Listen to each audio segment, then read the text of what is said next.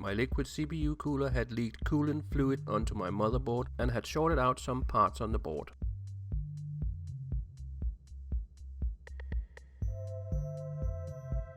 A rinse under warm water and 2 days to dry apparently fixed it. I had to find my old stock cooler so I could get my PC up and running again. But I needed more cooling that the stock cooler could handle, as I didn't want to listen to my case fan go into high gear all the time. So I chose the Cooler Master Hyper TX3 EVO CPU cooler based on reviews and a reasonable price since it's almost 6 years old.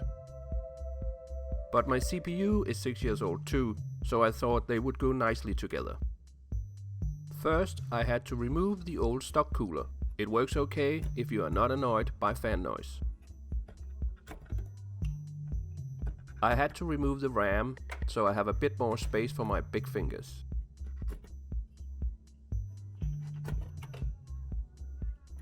Then it was just a matter of loosening the tabs on the old cooler.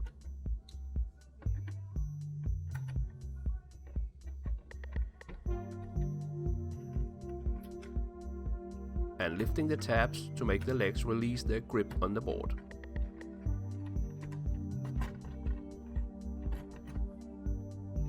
The silver thing is a graphite pad that's just as heat conductive as cooling paste.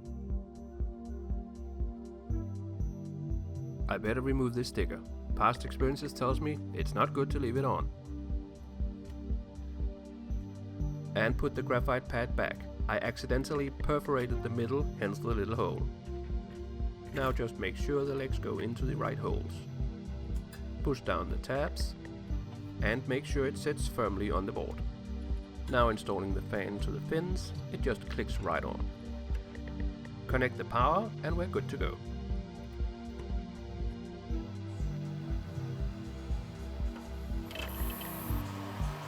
The fans you're hearing is the top fans running at high speed when I start up the PC, but after a short while it's nice and quiet.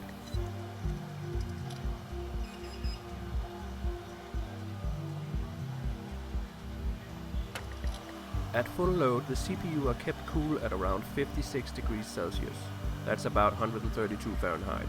The stock cooler would reach 68 degrees at full load. So it's a nice upgrade. So there you have it. I still have a working PC, so why did I rinse it under warm water? Well, because why not? If you like this video, please subscribe and hit the little bell.